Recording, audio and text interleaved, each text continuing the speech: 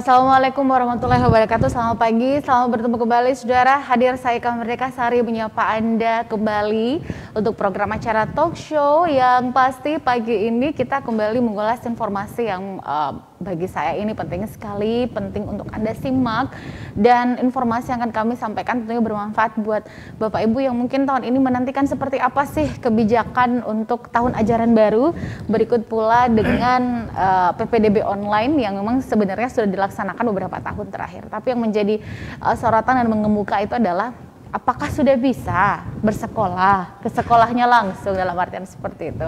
Hadir di studio bersama saya, saudara, ada Bapak Kepala Bidang Pendidikan Dasar Dinas Pendidikan Kota Parepare, ada Bapak Johansyah MM. Selamat pagi Bapak Johansyah, sehat Ki? Alhamdulillah. Sepertinya agak kurang sehat ini. Semoga tadi malam kita lembur sampai jam 11 malam. Masya Allah ya. Baik, ini untuk kepentingan dan kemaslahatan umat. Baik, ini temanya Pak, izin ini seputar kesiapan PPDB online yang memang sebenarnya sudah dilaksanakan, bukan sesuatu hal yang baru atau ajaib lagi karena memang Parepare sudah menerapkan itu. Tetapi pertanyaan yang tentunya mencuat adalah kapan ini anak-anak sekolahnya benar-benar di sekolah? Silakan Tabe. Oh ya.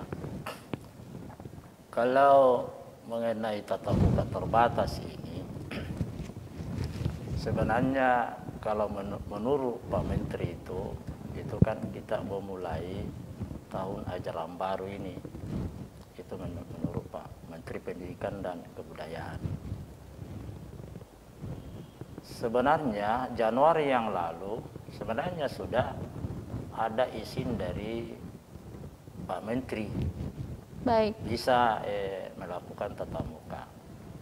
Tetapi dalam SK Pak Menteri itu kembali lagi kepada penentu kebijakan di daerah masing-masing. Katakanlah di provinsi tentu adalah gubernur, kalau di tingkat kabupaten dan kota itu adalah bupati dan wali kota itu yang bisa memberikan izin atau bisa membuka tatap muka.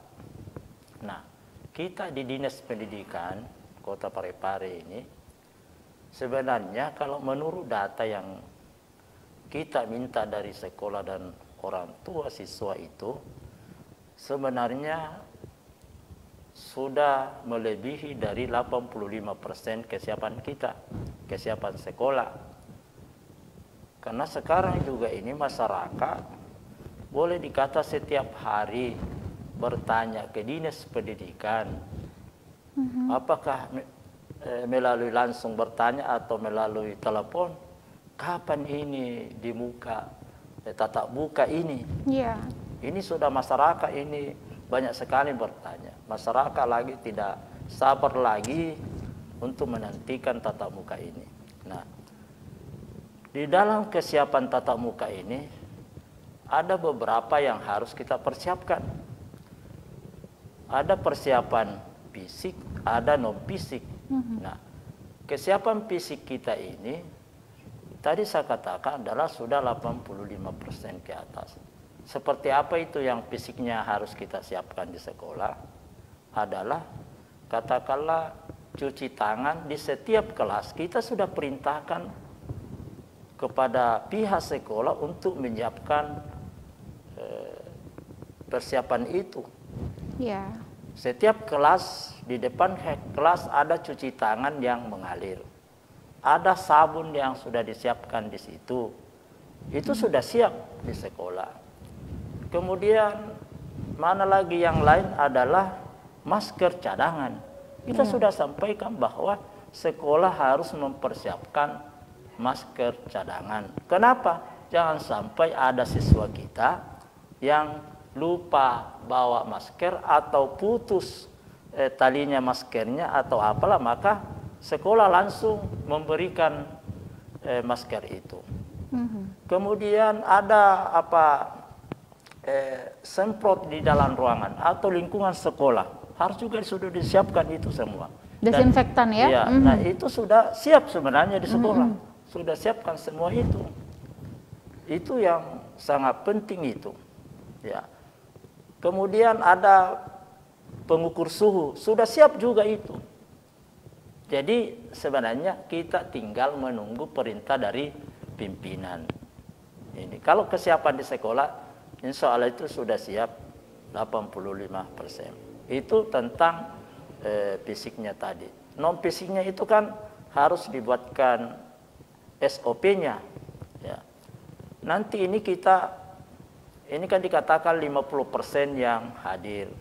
Kemudian apakah 3 jam atau 2 jam pembelajaran yang dilakukan. Ya. Katakanlah hari ini datang 50%, besok. Tentu besok ini ya dia persiapkan. Jadi gantian. Nah ini yang menjadi masalah, apakah kesiapan orang tua menjemput anaknya secara tepat, mengantar anaknya secara tepat. Jangan sampai sudah waktunya pulang, tapi penjemputnya belum ada, sehingga terjadi lagi kerumunan di situ. Ya. Nah, itu juga harus diatur. Seperti itu yang harus disampaikan oleh masyarakat.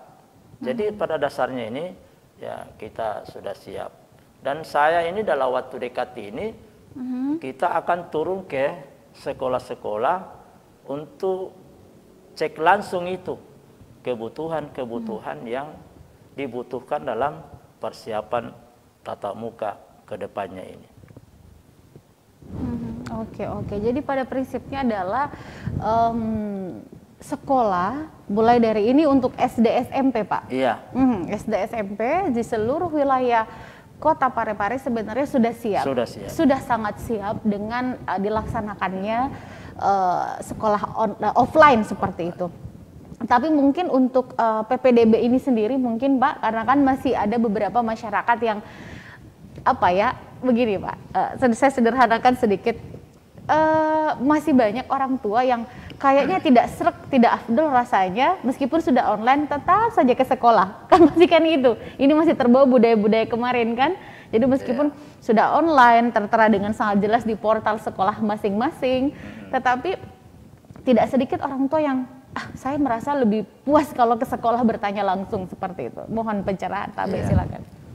Jadi untuk PPDB ini sudah keluar juknisnya, dan untuk menyusun juknis ini beberapa tahapan. Ya. Di antaranya berapa kali kita rapat dengan para kepala sekolah, dari ketua MKKS, ya. Kemudian beberapa rapat dengan Dewan Pendidikan Kota, dengan staf ahli bidang pendidikan, juga kita sudah rapatkan. Nah, sehingga dikeluarkanlah juknis ini. Juknis ini kita sudah kirim ke masing-masing sekolah. Kita sudah kirim dan sudah sampai di tangan para kepala sekolah.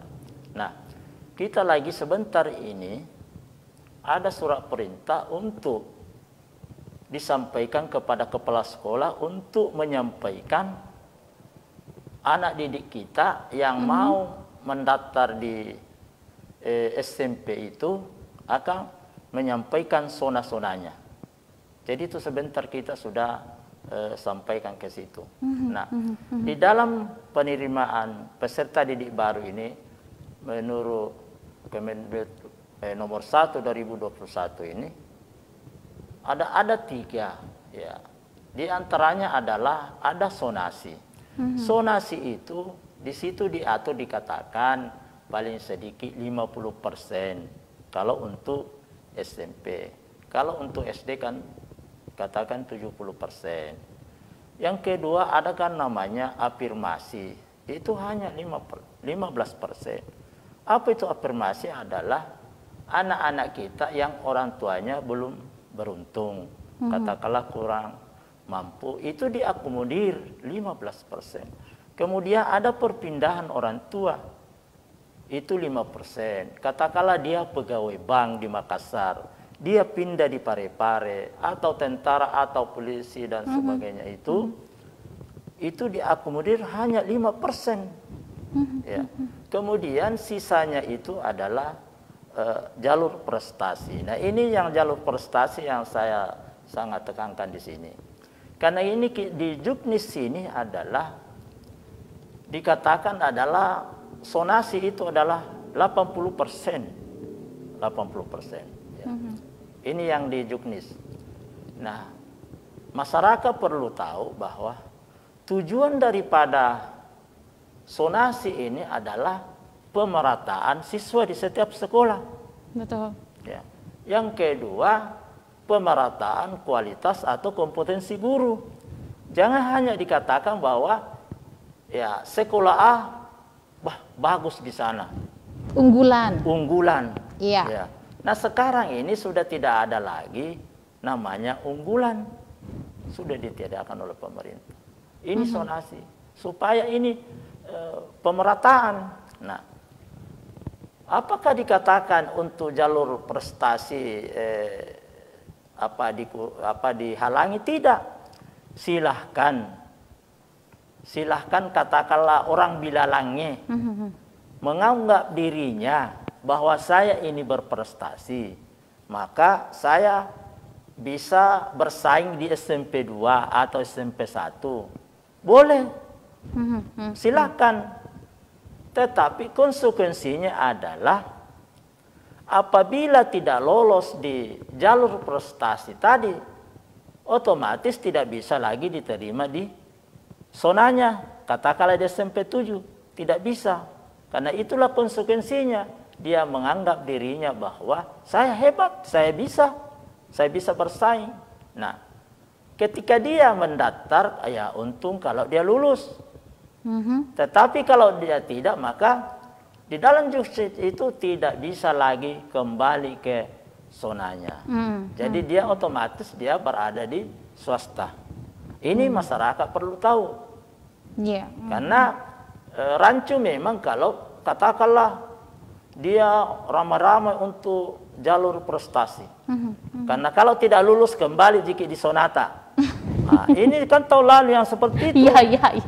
Sehingga kacau kan? Betul. Kacau, maka ditekankan dari pengalaman itulah tahun lalu. Maka kita sepakat dengan para kepala sekolah, para dewan pendidikan yang kita sudah rapatkan, kemudian dari staf ahli bidang pendidikan. Itu sudah keputusan itu. Jadi konsekuensinya kalau dia tidak mendaftar di sonanya, maka ya konsekuensi itu tadi. Kalau dia tidak lulus. Jadi seperti itu masyarakat perlu tahu. Nah, diprotaskan di sini kalau dia mendaftar di sonanya ya diprotaskan itu yang diterima. Ya seperti itu. Oke, yang pasti adalah di zona itu yang menjadi ranking pertama sebenarnya untuk penerimaan dan pengelompokannya gitu ya. Mungkin nanti bisa kecuali tadi ada prestasi dan afirmasi, tapi tentunya prestasi harus juga dilampirkan dokumen-dokumen apa saja yang sudah didapatkan, apakah itu tingkat daerah, tingkat provinsi atau tingkat nasional. Saya kira ini pasti menjadi pertimbangan yang cukup ketat ya kalau misalnya masuk di sekolah tertentu. Baik, dan ini ada pertanyaan yang masuk di kita tentunya Pak, bagaimana kemudian, karena kan kita lihat sendiri kita sudah berada di zona hijau katanya Pak untuk Parepare sendiri, tapi kita lihat lagi kalau berita di beberapa daerah, terutama di daerah ibu kota, itu malah kasus terkonfirmasi malah meningkat. Ini membuat para orang tua kembali was-was dan kembali penasaran seperti apa, ditambah lagi sudah 1,5 tahun anak-anak harus belajar dengan yang sebagian besar menganggap bahwa itu cukup tidak efektif begitu. Untuk Parepare sendiri mohon petunjuk bagaimana kebijakan untuk di bulan Juli mendatang Bapak. Ya, sekali lagi itu adalah kebijakan atas sama pimpinan. Tentu Dinas Pendidikan memberikan nota pertimbangan kepada pimpinan bahwa seperti inilah yang ada di lapangan. Ya. Tadi saya tekankan bahwa non fisiknya itu katakanlah mengantar menjemput siswa. Kalau kita lihat kasus untuk COVID-19 ini 0, sekian itu anak-anak yang kena COVID. Karena itu kekebalan tubuhnya itu anak-anak sebenarnya tinggi dibandingkan dengan lanjut usia. Nah, persoalannya di sini, ketika anak itu pulang ke sekolah, nah inilah yang orang tua harus pahami. Mampukah itu orang tua setelah sampai di rumahnya? Mestinya kan sebelum masuk di dalam rumah harus cuci tangan, harus ganti pakaian dan sebagainya, sehingga baru bisa jabat tangan dengan orang tuanya atau berpelukan. Nah, ini perlu disampaikan oleh orang tua siswa supaya dia pahami betul itu. Jangan sampai langsung pulang belum dibuka bajunya, tasnya sebagai langsung peluk anaknya. Nah, jangan sampai anak itu ada virus yang dia bawa, tetapi karena dia kebal tidak ada masalah. Karena dia kebal, tetapi yang menjadi masalah kalau orang tuanya, lanjut neneknya. Iya, betul. Itu yang bisa menimbulkan lagi masalah baru. Tapi kalau anak-anak sebenarnya kalau kita lihat di lapangan 0, sekian itu anak-anak yang kena COVID. Karena memang kekebalan tubuhnya memang kebal tentang itu dibandingkan dengan kita ini orang tua.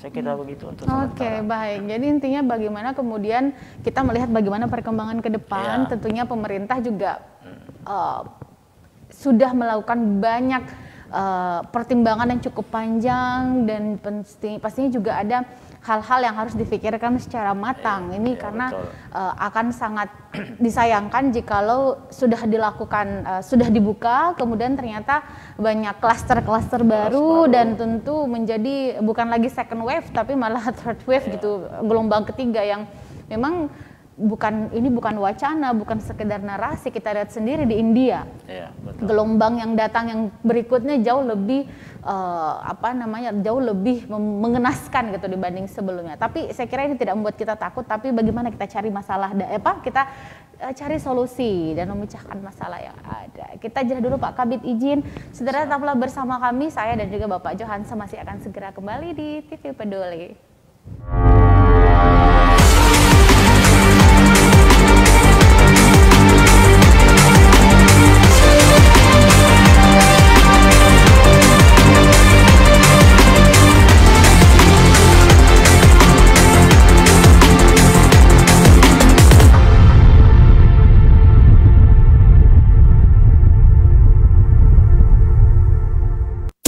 Peduli FM.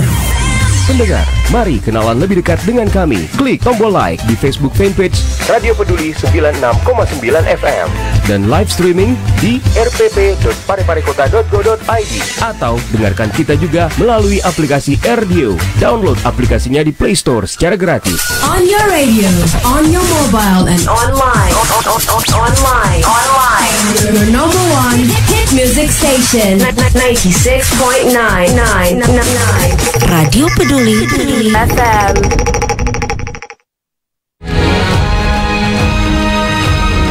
Assalamualaikum warahmatullahi wabarakatuh. Saya Harmanika, Suradi Sugiarto, saya Trianti Sulaiman, saya Uswatun Hasanah, hadir di layar televisi Anda dengan suguhan informasi yang telah dirangkum tim redaksi kami. Kita mulai news update selengkapnya.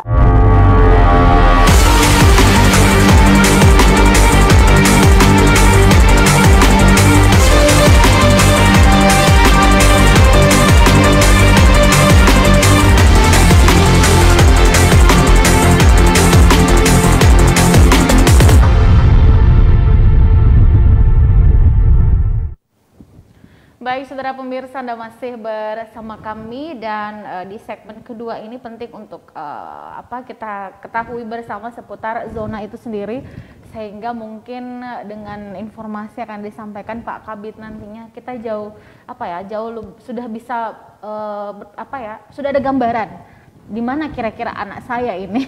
Silakan Pak Kabid. Menyangkut penetapan zona ini adalah berdasarkan dengan data kependudukan. Jadi anak-anak nanti itu mendaftar, sisa dia tulis nomor induk siswa nasionalnya atau nomor induk kependudukannya, dia langsung terbaca bahwa saya berada di zona ini. Karena ini pembagian zona ini kita sudah petakan supaya pemerataan. Kalau kita hanya berdasarkan dengan kelurahan, jangan sampai di kelurahan itu sedikit siswa calon masuk SMP, sehingga jatahnya untuk sekolah itu kan sudah ditentukan. Sudah ditentukan bahwa katakanlah SMP 2 itu kan menerima 10 rombongan belajar. Kurang lebih 290 sekian yang daya tampungnya berdasarkan dengan aturan bahwa satu rombel itu adalah 32 siswa per rombel.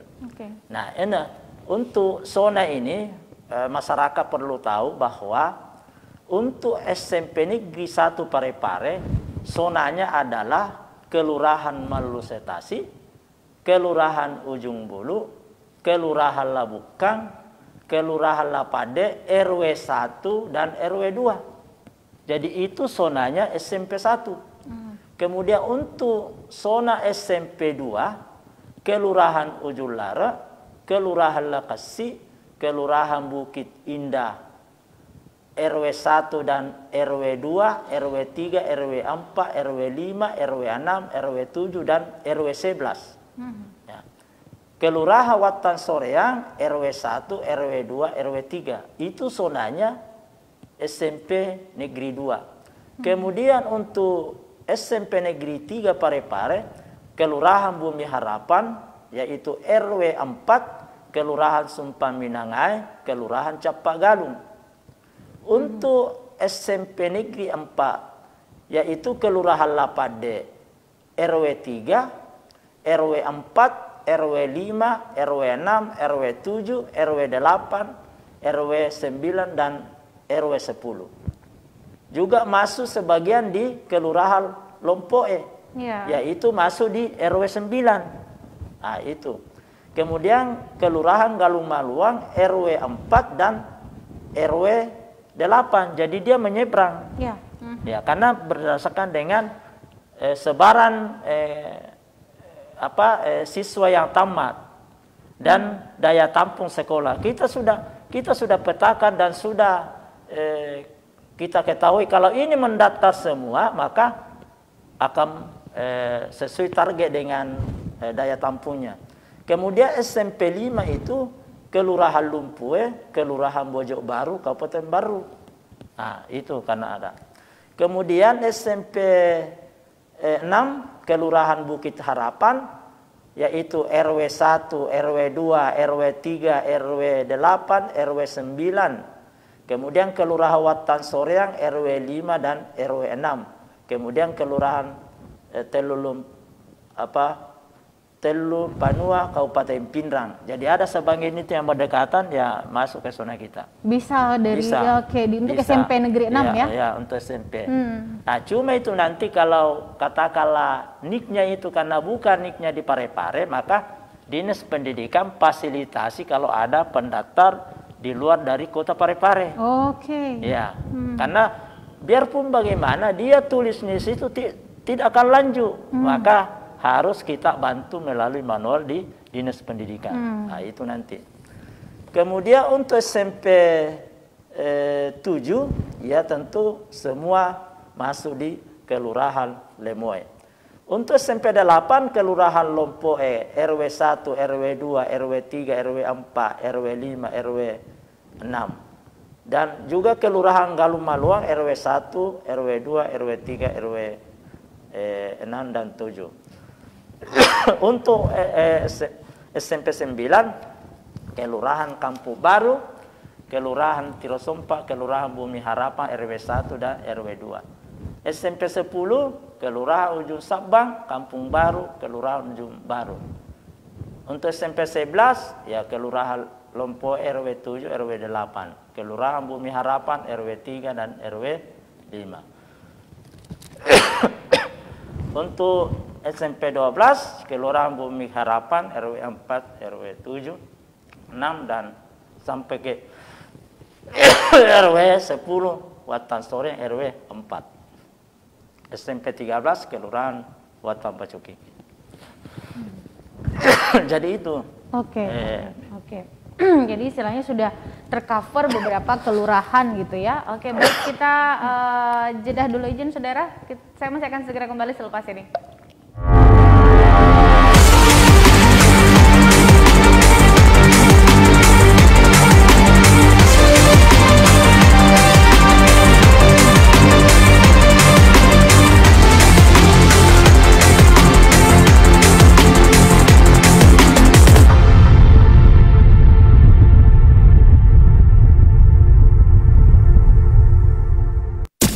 Peduli FM. Pendengar, mari kenalan lebih dekat dengan kami. Klik tombol like di Facebook fanpage Radio Peduli 96,9 FM dan live streaming di rpp.pareparekota.go.id atau dengarkan kita juga melalui aplikasi RDio. Download aplikasinya di Play Store secara gratis. On your radio, on your mobile, and online. Online. Your number one hit music station. 96.9. Radio Peduli FM.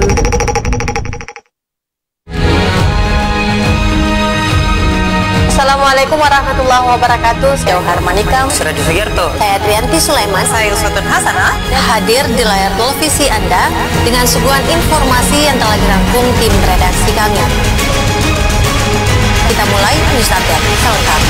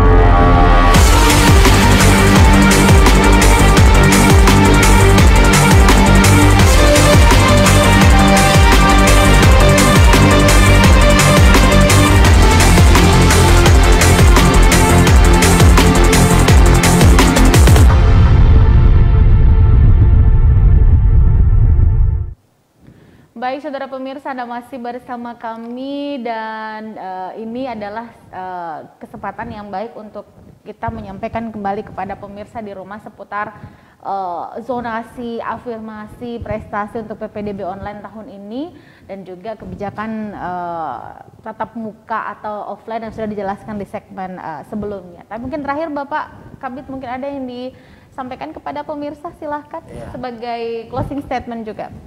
Saya tambahkan lagi tentang tatap muka bahwa ada beberapa kendala yang kita hadapi selama ini. Ini kan sebenarnya ini kan sudah jalan tentang pembelajaran jarak jauh, tapi masalahnya di sini. Yang pertama, masalahnya adalah ada siswa yang tidak memiliki HP, Android dan sebagainya. Kadang HP-nya orang tuanya dipakai 3 anak, ya ini juga masalah. Kemudian masalah kedua adalah guru kasihan itu terlalu capek. Karena katakanlah guru sekarang memberikan pembelajaran secara online. Ada berapa siswa yang tidak memiliki HP itu, maka otomatis harus guru juga mempersiapkan dia untuk belajar di rumahnya, dibawakan itu modul atau diberikan tugas-tugas. Nah ini kasihan guru capek karena dia melayani secara online juga melayani secara manual. Iya. Coba bayangkan itu hari ini dikasih, kemudian malam lagi dikasih. Coba. Tapi itu kan betul. Ini kan pusat itu dia tidak memikirkan itu. Ini kendalanya kasihan ini guru sekarang. Iya, tapi itu kan saya juga sebagai guru sebenarnya itu adalah konsekuensi ya. Insya Allah itu menjadi amal jariah. Cuma emang sebenarnya saya pribadi sebagai tenaga pendidik, apalagi semester ini Bapak, itu kan memang sudah ada kebijakan bahwa kalau tidak ikut ulangan semester ya gimana, pasti apalagi ini penaikan kelas ya urgent sekali. Memang agak sedikit sulit karena ada yang tidak ikut karena alasan tidak ada kuota, ada yang tidak ikut karena persoalan malah tadi dikatakan tidak ada HP-nya. Jadi memang kami harus bekerja insya Allah lebih ekstra dan mau tidak mau tetap offline. Harus cari rumahnya di mana. Saya cari rumahnya di mana, tinggalnya di mana, masalahnya apa. Dan sampai ke tempat rumahnya ternyata anaknya liburan. Luar biasa. Baik, silakan Pak. Jadi, nah sekarang ini kita meminta lagi ke sekolah. Ini permintaan Bapak Kepala Dinas bahwa coba didata itu siswa yang tidak guru itu yang kunjungi rumahnya harus dibuktikan dengan bukti fisik, foto. Ini sudah ada dan saya sudah kirimi tadi Pak Kadis bahwa inilah guru-guru kita, ini materinya, ini fotonya. Itu sudah ada tanda bukti. Jangan sampai masyarakat mengatakan jangan sampai gurunya saja mengada-gada bahwa saya adakan ke sini. Kita buktikan dengan bukti fisik. Kalau tidak ikut alasannya apa? Iya, betul. Nah, itu. Jadi itu kita sudah sampaikan ya. Jadi harapan kita ini untuk penerimaan peserta didik ya, diharapkan orang tua jangan lagi mengatakan bahwa sekolah favorit, sekolah ini ya. Sekarang ini sistem yang membaca biar anakku, katakanlah anakku saya mau kasih masuk di SMP 1, SMP 2 tapi saya berada di Perumnas. Biar saya daftar di sana kalau tidak melalui jalur prestasi, maka akan ditolak oleh sistem. Mau tak mau, ditolak oleh sistem. Jadi konsekuensi saya kalau anak saya masuk di jalur prestasi, kalau anak saya tidak lulus di jalur prestasi, ya konsekuensinya anak saya sekolahkan di swasta. Karena tidak mungkin menolak sistem kalau kembali ke zona saya di SMP 8. Jadi itu masyarakat harus pahami bahwa sekolah sekarang ini kan sudah pemerataan, tidak ada lagi bahwa ini sekolah favorit dan sebagainya. Dan ini juga kualitas pendidik kita ini kan, pendidikan kita ini, guru-guru kita ini sudah berkualitas. Tidak mungkin dikasih sertifikasi 1 kali pokok gaji kalau dia tidak dianggap berkualitas. Jadi itu ada masyarakat itu ya harus dihilangkan itu bahwa SMP ini kasihan jauh dan sebagainya. Pada dasarnya hampir sama. Baik. Jadi sekarang mungkin kita bisa menghilangkan paradigma sekolah unggulan, sekolah apa, kembali ke personnya sih, kembali ke anak-anaknya gitu kan. Ada juga yang sekolah sampai kemana, tapi karena mindset dan mungkin semangat belajarnya memang segitu-gitu, ya tetap menjadi apa adanya gitu kan. Tapi kalau memang semangat daripada anak-anak, ada siswa saya yang betul-betul dia harus ke tempat tertentu untuk dapat signal, bahkan Senin Kamis handphonenya, tapi dia ketika ada handphone dia minta langsung, bolehkah saya minta tugas itu seminggu, dia langsung minta gitu kan, boleh kami, saya boleh ikut ini, bahkan ketika ada waktu dia memvideokan dirinya, mentor semuanya. Dan saya kira kita perlu dengan kebijaksanaan, karena yang kita nilai adalah semangat dan gairah belajar daripada anak-anaknya, dan itu tidak ternilai loh. Kalau sekedar menulis, kasih tugas latihan di setor, bisa saja orang lain yang kerjakan. Tapi ketika dia bertekad memvideo dirinya sendiri, Pak Kabid, menghafal kata-kata, dan itu kan, waduh, justru saya tidak bisa memberikan nilai yang 10, ke 11 saja masih kurang. Baik, terima kasih banyak Pak Kabid, dan semoga ini menjadi pencerahan dan informasi yang penting untuk kita sampaikan, dan semoga ini bisa diindahkan. Sekali lagi bahwa dimanapun anak-anak kita bersekolah, tiangnya itu adalah bagaimana kita orang tua memberikan support, bagaimana masyarakat membina dan mendidik anak-anak ini supaya kita menjadi lebih baik. Kesalahan, kekeliruan yang sudah kita lakukan janganlah diulangi untuk anak-anak kita. Semoga kita semua mendapatkan kebaikan dunia dan akhirat. Terima kasih Pak Kabid, sehat-sehat terus. Amin. Semoga semangat terus Pak Kabid ya.